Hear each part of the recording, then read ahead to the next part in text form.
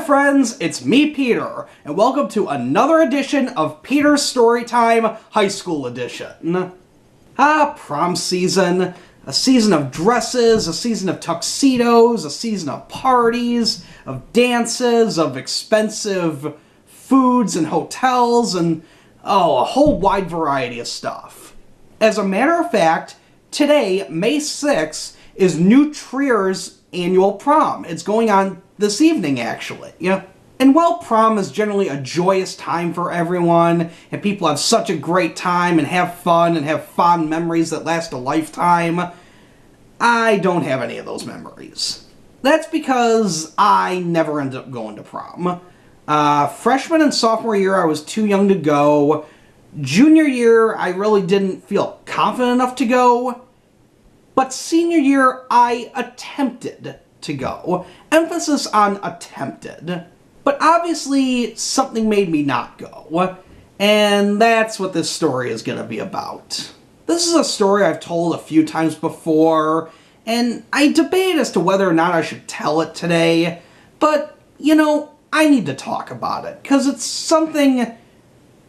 I feel like I need to tell this story, because it really does still impact me to this very day. It was the second semester of my senior year at New Trier, and I was getting pumped for college. I had already been accepted to Simpson College in Indianola. I knew that I was going to be a journalism major, and I was very much looking forward to starting this new adventure, though I was a little nervous as well.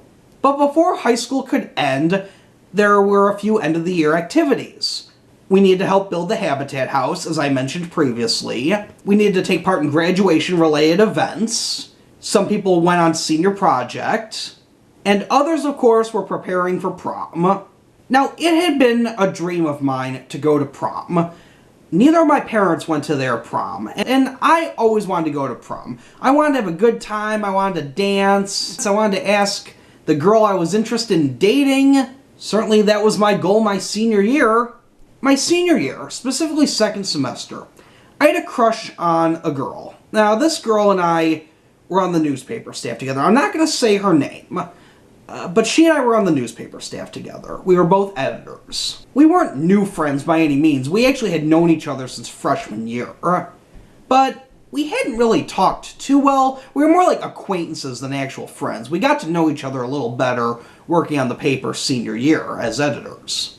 For some reason, early in 2007, I started getting a crush on this girl. Every time I see her, my heart would start beating, I would feel the butterflies in my stomach, and I felt the urge to smile at her whenever I saw her. And she, 90% of the time, would smile back at me and say, "Hey Peter, how are you?" And I'd say, "I'm good, how are you?" We'd always have very casual conversation with each other.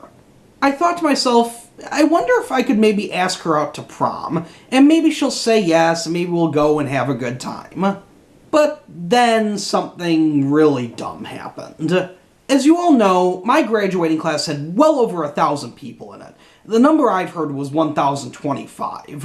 And every year, the senior class always goes into the gym and takes a picture with every single member of the graduating class in it. And then they give you all a copy of the photo. They call it the big picture. So I want to say we took the big picture sometime in March, and we got it about a month later in April. And I remember the day after I got it, I came into the newsroom, and I approached my crush. And I asked her, "Hey, I was wondering if you had gotten the picture."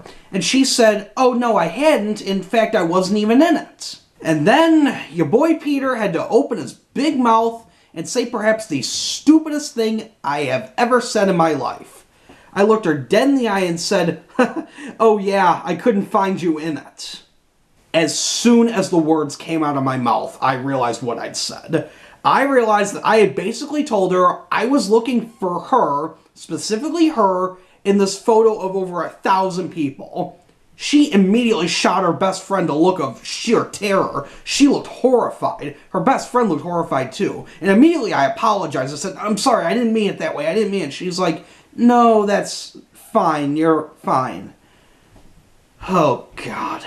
Yeah, needless to say, our friendship was kind of permanently altered after that. She stopped smiling at me. She stopped interacting with me.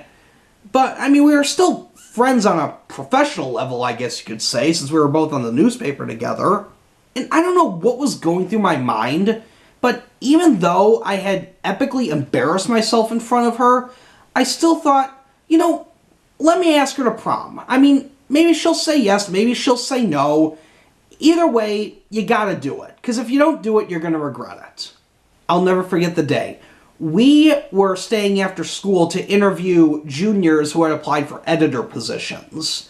And I remember I wasn't even thinking about interviewing the juniors. All I was focused on was working up the courage to ask her to prom. My chance came when there was a break between interviews. One of the juniors had left, and the other junior hadn't arrived yet, so we thought we'd take about a 5-minute break. It was at this point I walked right up to the girl who was sitting next to her best friend. And I say to her, I go up to her, and I say, "Hey, I was wondering if you were going to prom." And then she looks at her best friend, and she says, "It's not set in stone, but somebody might be asking me." Yeah. And my heart sank. That was the first time I had ever asked anyone out to anything. And I got rejected. I flat out got rejected. I mean, I guess you could say I didn't really ask her. I just asked if she was going. I didn't directly ask her. But, come on, she wasn't stupid. She knew what I was asking her. She then looked at me and asked, "Are you going?" And I just looked down and said, "No, I'm not." And I think she said something else to me, but I can't really remember. And then I just went back and took my seat. I stayed through the next interview, but by then I didn't even want to be in the same room as her. And after that interview, I told everyone else, I said, "Hey guys, I need to take off." And I left. I didn't even make eye contact with her. I just left the room. I mean, yeah, looking back on it 10 years later, I should have known she was going to reject me. I had pretty much embarrassed her and freaked her out by saying I was trying to find her literally in a needle in a haystack, pretty much. So I don't know what I was thinking with even asking her. But truth be told, this still has an impact on me to this very day. The next girl I had a crush on after her was in college. It was a friend of mine in college. And I kept trying to ask her out. But all that could come out was, I was wondering if you want to hang out.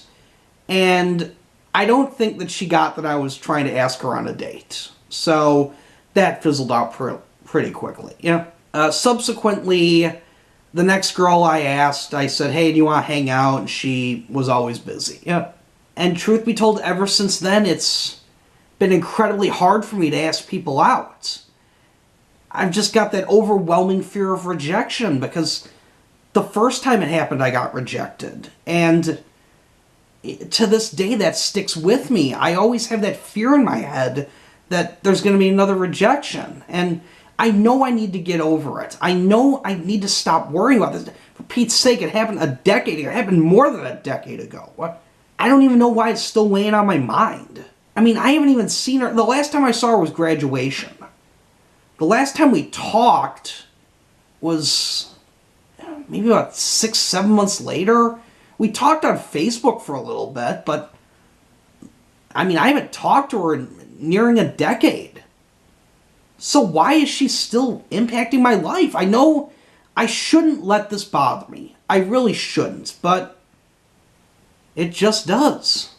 And on that happy note, thanks for watching my latest video, my friends. Kind of an awkward note to end the video on, but I guess if you enjoyed this, be sure to give it a thumbs up. And if you'd like to see more videos from me, simply click that subscribe button down below. Now, I promise you the next video will not be as depressing or sad. I will make it as entertaining as possible. But until then, this is Peter saying see you later.